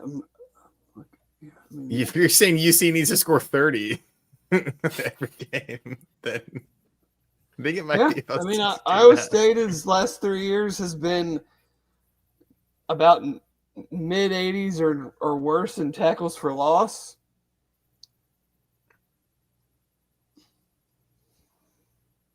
Now you're picking up what I'm putting down. But hold on. Nebraska runs a 3-3-5. It's just everybody runs a 3-3-5. They have a jack, not a star, which is a hybrid linebacker D lineman. Not everybody runs 3 high safeties. Yeah, that's what I was explaining. Yeah, you're like when the 3-3-5 is not just one thing. I know. It was ran before under Fickle with Deshaun Pace. Freeman. Yeah, sorry. That was Freeman's defense. I know Luke takes a little credit for that. That was Marcus Freeman's defense. What are your thoughts, Austin? Can they be successful without being a team that gets a lot of pressure and tackles for loss? I think the DBs are. I mean, you said it's a lot of the same, but I feel like they've done a better job this year, just from what we've seen in camp. As compared to what you saw last year in camp? Mm-hmm. Well, not in camp, just like in games. In games. Got him. He set himself up for that one. But it's just going to all depend on if our DBs can cover. Yeah, that's fair. Let's move to linebacker. Yeah, I mean, we'll definitely get to that here in a moment. Linebacker, the defensive line. Show me. Properly rated. Show me. Yeah, we know. Like, we know. We don't think this is going to be a team that sacks the quarterback a lot. Dave is looking at these Iowa State numbers with dread in his eyes. No, here I've got the number. I'm just Iowa State had 38 interceptions last 3 years. Yes, that's the difference. Yeah. You can be a team that doesn't sack the quarterback if you're elite in coverage. They have been elite in coverage. Cincinnati has not been to this point. Linebacker, Golday, Dingle, Coleman look like the starting three with Sims, Thompson, and Whedon directly behind them. I wouldn't count out Sincere Lewis. I don't know. I've really liked the freshman linebackers, but I don't know that they're going to see the field this year. I think they are long play guys that I really like. I especially Miles Harrison. Holcomb is long. Yeah. Very long. And then Terrell Holcomb has been showing up more of late as well. But I'm not counting to see those two. It's the most veteran group. It's the group with the most snaps. It's the group with maybe the best player on the defense in Jake Golday. I think, you could argue between Dante, Golday, and probably McDoom, who are the three best players on the defense. I think I would take Golday. Christian Harrison. I don't know if I'm ready to put him up there with those three. I think he's good. He hasn't done enough in camp to say I'm putting him up there with those three. But I feel really good about linebacker. So do I. Yeah. Yeah, I don't think there's a lot to say. I mean, Jake Golday is super, super good. I would be really interested to see, because I think he could double his blitz reps this year compared to last year. And I'm assuming that a lot of fans are demanding that he doubles his blitz reps this year compared to last year. But I mean, his ability to make plays, he did it against Texas Tech late in the game. They needed 2 stops. He got 2 stops. He did it against UCF, forced a fumble, got the game-sealing sack. And that was his first full-time season as a linebacker, I think. Yeah, it's a defensive end. Yeah. So I'm really, really looking forward to what happens this year when he's not transitioning to FBS Power 4, when he knows the playbook and he can just pin his ears back and get after the quarterback. I mean, I know we just talked about not getting pressure, but I think if anyone's going to do it on the entire team, it's going to be him. And I'm very excited because you don't often get, I mean, what did he tell us? He hit 22 miles an hour. A linebacker, a 6'3" linebacker hit 22 miles an hour. Like, that's crazy. Yeah. A 6'3" linebacker that played defense, like the transition from, like, normally if that's the case, Keegan, that's a linebacker that transitioned down from safety, not one that transitioned up from defensive end. Yes. He's a freak. Former tight end. Like, and I feel like if he played tight end, he could. Oh, I bet he he could would go be 4 for 65 with the Yeah. score. He's a little small, but Simeon Coleman. Josiah DeGuara was small. Simeon Coleman's my dude this year. Yeah. What do you think is? What do you think I'm is the biggest? expecting a big jump from him. What's the biggest jump going to be? If you could get specific, Leading tackler on the team. what would you like to see him get better at?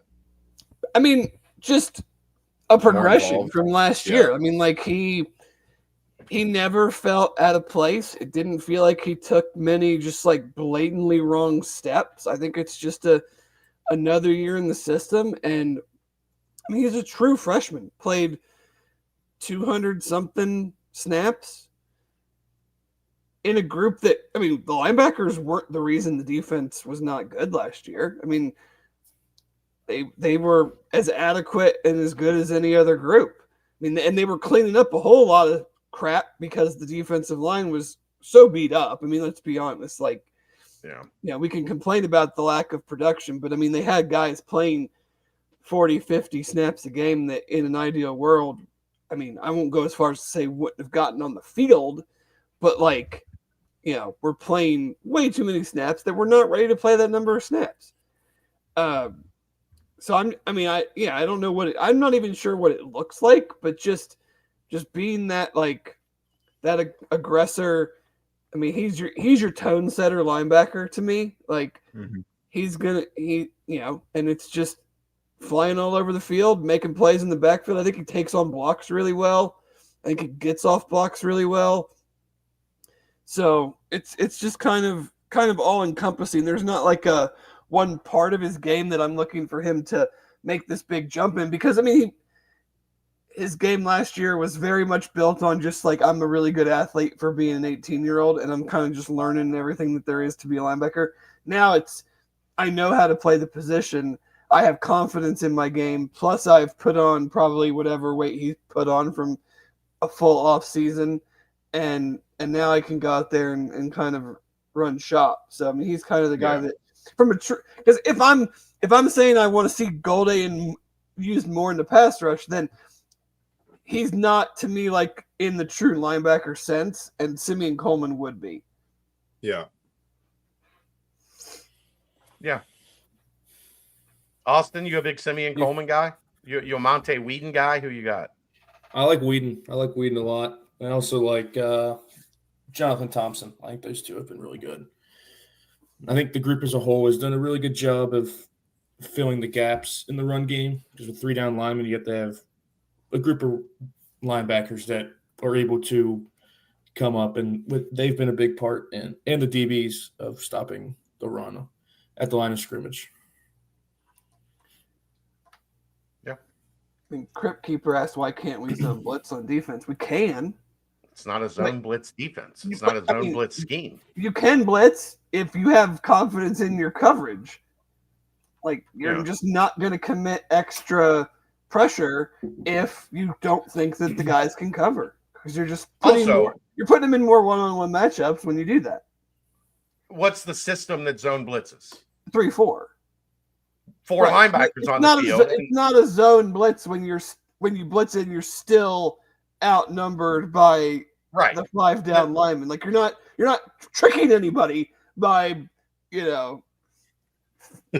The secret to the zone blitz was always, we've got 4 linebackers and a safety, and you don't know where that blitz is coming from. It could be coming outside, it could be coming inside, it could be a delayed blitz from the safety. Like, that was the secret to that Pittsburgh kind of zone blitzing system, was that you had 4 linebackers on the field that were all almost like defensive end. Like, it helps when you have like a Hall of Famer in Troy Polamalu playing safety too. That does generally benefit the process. I'll go with properly rated on linebacker. I'm sticking to the bit. We'll go properly rated. Yeah, I think it's a good group and got a good mix of like. I'm Simeon Coleman, but I'm also really intrigued by Brian Sims. He's probably made He's probably made like some of the most splash plays. Yeah. Where his athleticism has finally started to show itself. And so, like, how do they implement that and get him? I love Dingle, but if that middle linebacker is the blitzing guy, I'd love to see. And we Sims also out saw, there. like, especially like the Pitt game on their running back, like that was not a great coverage day for Jack Dingle. if we're being polite about it. So, like, you know, if you're gonna use, I keep coming back to, if you're gonna use Goldie to put more pressure on the quarterback, like, does that mean Sims plays more because he's a little bit more sideline to sideline athlete and can be, you know, adequate in those type of coverage situations? Yeah. Let's go to corner. I think it's pretty simple here. They are counting on Matt McDoom and Logan Wilson to be good. If they are good, I think it solves a lot of problems. I think it can help the pass rush. I think having a guy, especially if McDoom matches his PFF grade, where you've got a guy you can kind of leave on an island and not have to zone a bunch of coverage his way, I think that changes the formula for this defense, because then you can get a little bit more exotic. You can send a little bit more pressure. I think him and Wilson have both had good camps. I'm worried about the depth. I feel good about Daniel James long-term. Yeah. But he's a redshirt freshman that hasn't played big-time college football yet. I think Kai Stokes has had a good end of camp. I thought he was almost non-existent the beginning of camp. Would you agree, gentlemen? Yes. Yeah, he just recently started showing up on our reports. Yeah. I don't know what's up with Armani Arnold. We haven't seen him.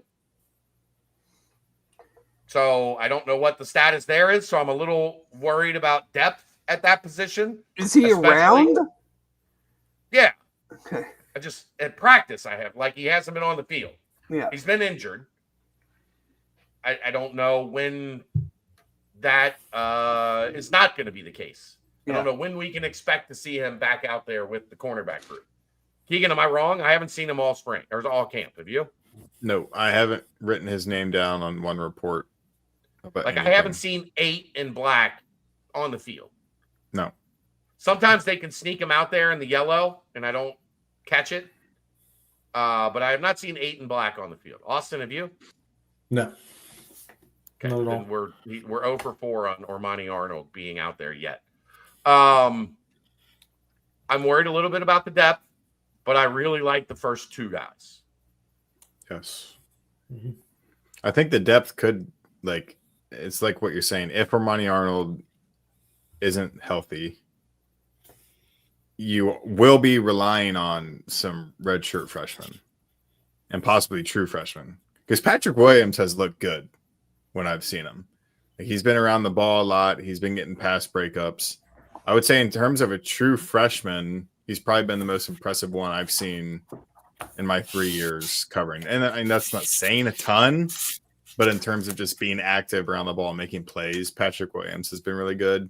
Daniel James is he's the best of that class of 2024. 24, yeah. Group. Class of 2024 group. And obviously, Travion Johnson. Yeah, we don't know. He's out for the year. So, yeah. But I would say the expectation is that McDoom and Wilson hold down the fort pretty comfortably. I think Wilson has a little bit of swag about him. He's a vocal leader on defense. I mean, me and Austin saw him screaming at the offensive coaching staff at practice because they wouldn't push the ball back on a false start. It was actually really funny. So he's got that edge to him, feeding off of Tyson Fight a little bit. So I like that combination of Wilson and McDoom.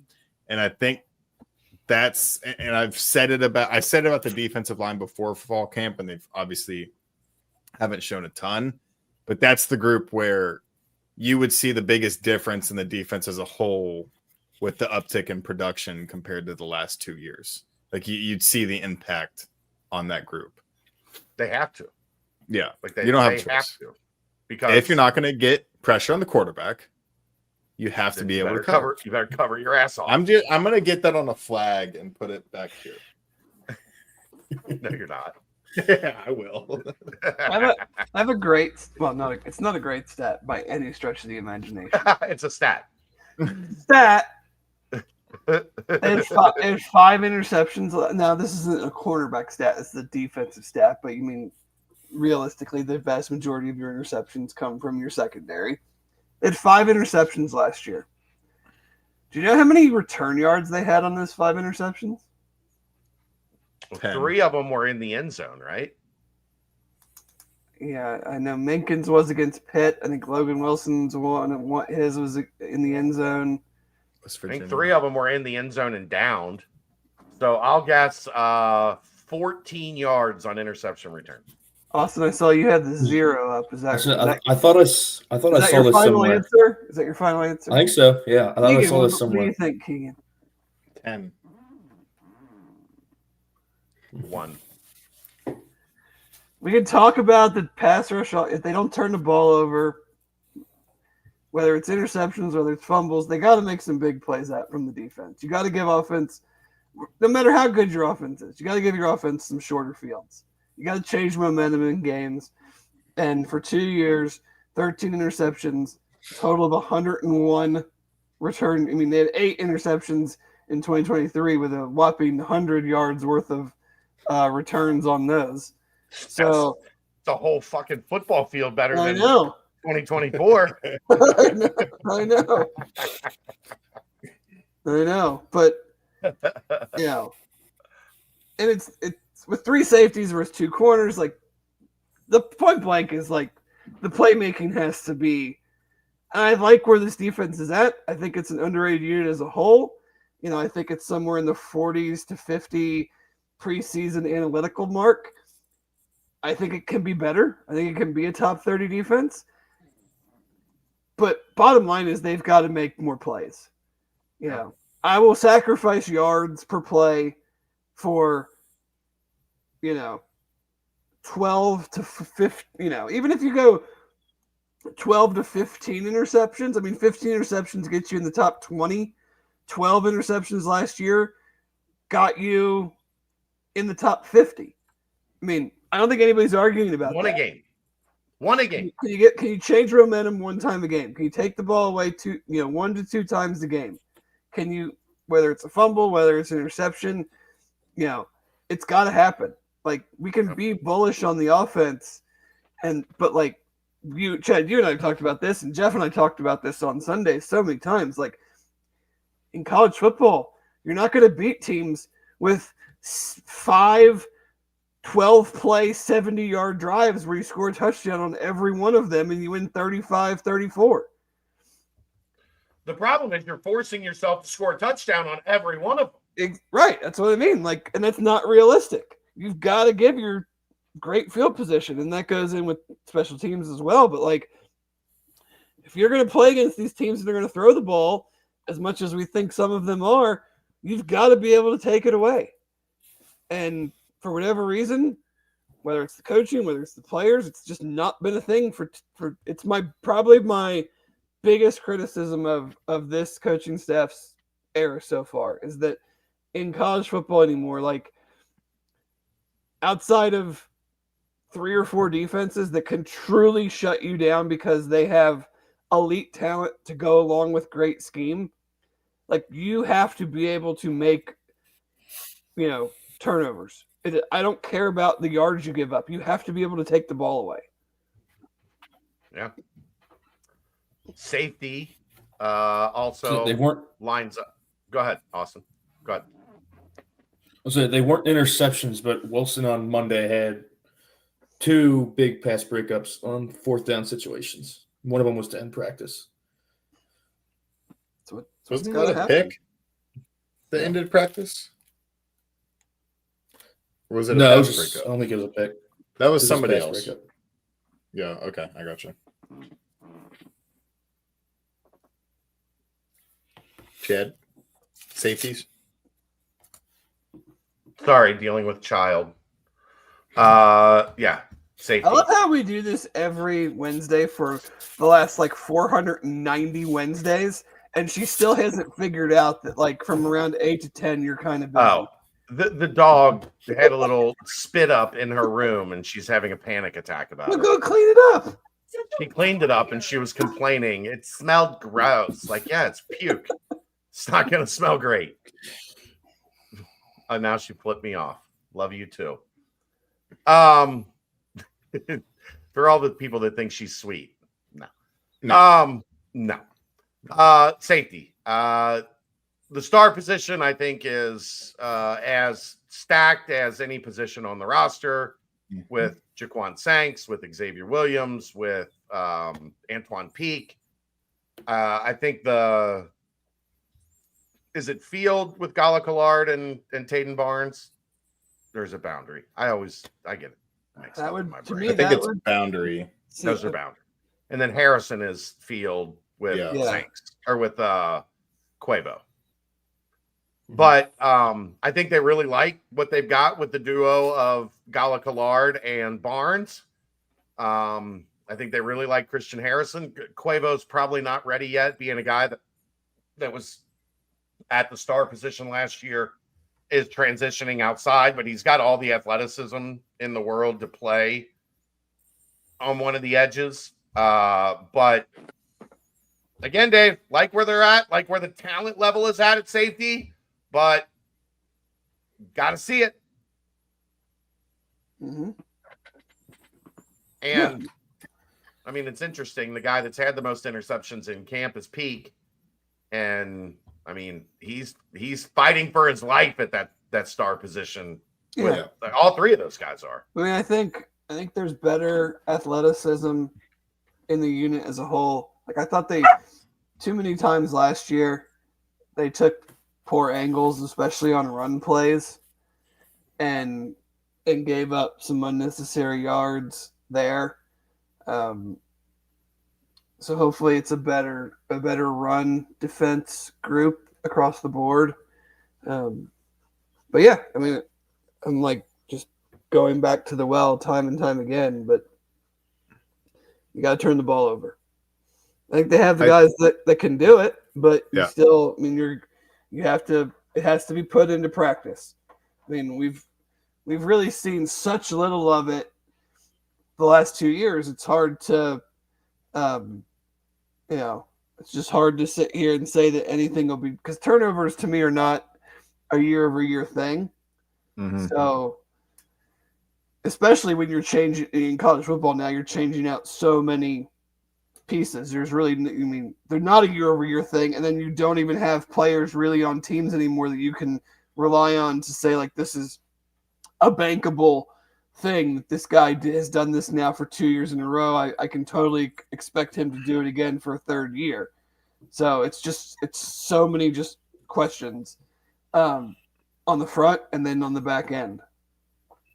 Yeah, I think where the pieces fit compared to last year is what's going to put this team at an advantage. And I feel like, and we've said it before, but I mean, they were just trying to fit, they were trying to shove puzzle pieces in the wrong spots last year. Now they've got multiple guys that can play multiple of the spots. So you're able to rotate them. And then those guys that can play those multiple spots are also just better at the end of the day. Right. I think Vite came in after the portal. Yes. So he didn't even get to recruit any of the safeties that were in the room last year for this system. Yeah. I think Mekhi Miller had a decent year, but I don't think that they would have recruited him if Vite was there at the right time. And I think Minkins and Canteen, I think they would have brought them in despite not fitting, just because of, Canteen was military guy, great leader, really mature, and he had a good season. But just what they were able to do was so limited. And now I think it's that to me, kind of going along with linebacker, the safeties might be the deepest spot on the defense for me. Also, probably the most talented if you're looking at number 1 to the bottom of the depth chart. I think I'd still go with linebacker. Go ahead, Austin. I think having 3 guys at the star that can be put in, and then they have confidence in them is really important. And also, like, to that point, 3 guys who can fit in specific situations. So, like, if you're in a 3rd and 4, bring in Antoine Peak, he'll go punch the ball out and force a fumble.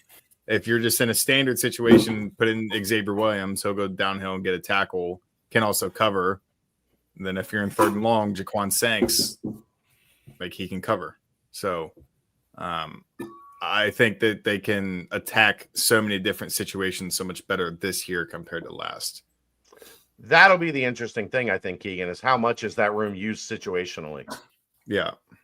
Like, instead of like, these are our 3 safeties and these are just the 3 that we're rocking with, how much do you see what you were just talking about? Like, okay, we've got a 10-point lead in the middle of the 3rd quarter. Does it call for a different safety group than the other team's trying to run the ball and protect a touchdown lead and in the final 10 minutes or whatever? Like, does Vite have that level of confidence that the situation matches the personnel, or the personnel matches the situation, as opposed to, these are our 3 best guys. This guy might not be, the ideal guy in this situation, but we have to play him because the guy behind him we don't have a lot of trust in. I think, Dave, that's really the interesting part about the safety room for me. Yeah, for sure. I mean, you have I think the whole defense to me is of interest because it was a totally new scheme with a bunch of players that didn't necessarily fit what the defensive coordinator probably would have wanted if he was able to handpick all of them. So, like, what kind of jump do you just see from inherently having a second year in a system, bringing back a decent number of players that went through the growing pains of a first year in the system, and then adding to it with guys that fit specifically to what you're trying to do?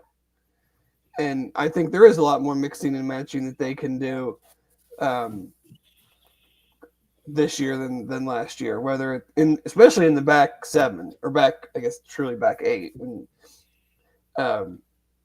so yeah, I'll be super interested to see how that works and what kind of different coverages can you play, what kind of different pressure looks can you give now that you have guys that maybe fit specific roles better than you had last year. I'll go with underrated on safety. I think they're going to be better than people expect. Mm-hmm. Underrated also because Christian Harrison could end up being one of the better defensive players in the team come season's end, in my opinion. You and Aaron are super high on Christian Harrison. I like guys. I'm not saying SEC. you're wrong. Yeah, I'm not saying you're wrong. I'm just saying you guys are super high on him. I would expect if anyone was going to be high on him, it would be the Tennessee fan. Yeah. I like him. Well, he's like, there were 4 guys on that defense in that defensive backfield better than him at Tennessee last year. So, and he just got beat out by Boo Carter, who was a silly good freshman. Like, yeah, it's going to happen sometimes. Like, I don't think that's any indictment on Christian. You got beat out by, what do you think Boo Carter's going to be? Second day pick? Oh, well, that's Eventually. TBD. That's TBD because Boo Carter has a whole lot of other stuff going on in his. On talent alone, though, he's that type of talent. Yes. I mean, off of 1 year for sure. Yeah. I think my guy I'm watching, I've been a Taden Barnes guy since they got him.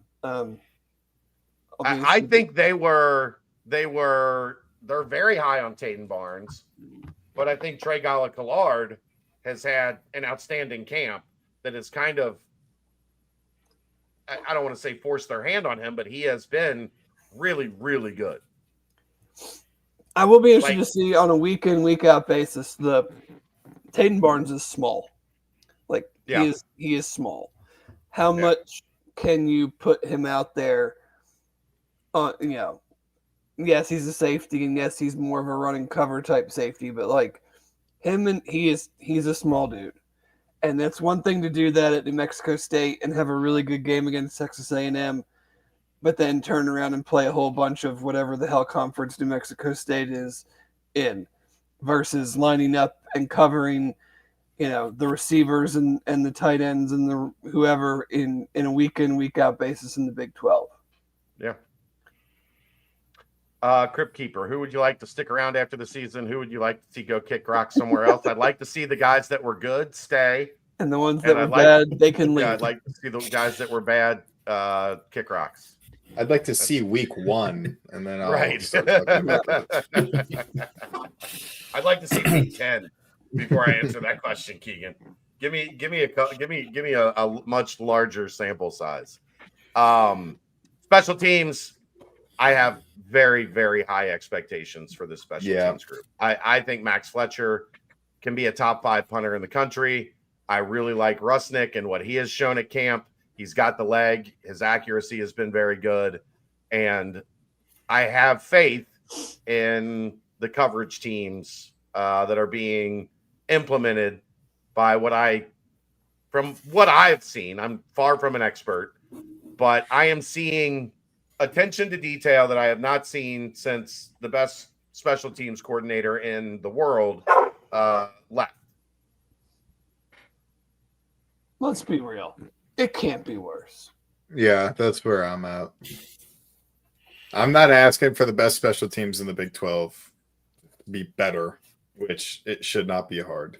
Just don't be like a big reason you lose a game. Special teams doesn't have to be the reason you won one, but just don't be a reason that you lost one. It has to be a box checked. If it's not a box checked, that's when you go 5-7 and you should be 8-4. It can lose you games. We saw it last year. I'm not saying it can win you games regularly, but it can absolutely lose you games. A help. But yeah, I don't have to come on the show the week after and be like, they won because of the special teams. No, just don't be the reason that you're losing. Yeah. Yeah. I have faith in Luke Pascal. I really like him. I do too. I don't know that I'm ready to call him the best special teams coach in the world, like Brian Mason. But yeah, you're right, fake John Goebel. You don't have to be great on special teams. You just can't play as poorly as they have been. We saw last year when they were 5-2, special teams was fine. It was fine. When they were 0-5, it was not fine. It was the little dude in the burning room saying, "This is fine. It's fine," over and over again. I mean, they somehow went from, in the first 5 or 6 games, the best in the country, one of the best or the best in starting field position, to one of the worst in 6 games. Yeah. It was incredible to watch the collapse that was the Cincinnati special teams a year ago. It was a train wreck in progress for the final 5 games. All right. I think that's going to do it. This one was for the football nerds. This was not a casuals podcast. This was a deep dive into where we are happy with the roster, where we have concerns with the roster. That will lead us into next week, where Dave and I go game by game and arrive at where we think the Bearcats will finish. And then it's freaking game week. Finally, it's game week. Excited. Very excited. All right, that's going to wrap it up. Thanks to Austin. We're got to get your word count up, but very good job. Debut, welcome to the team. Keegan, great job as always. I did not make any Heisman jokes this week, so I was not picking on you this week. That was Dave. We'll see you next week. Anthony DeFino will join us at the beginning of the show, and Dave and I will take it from there. That is the BCJ Podcast, live from the Cincy Light Studios, brought to you by the Holy Grail, right here on BearcatJournal.com.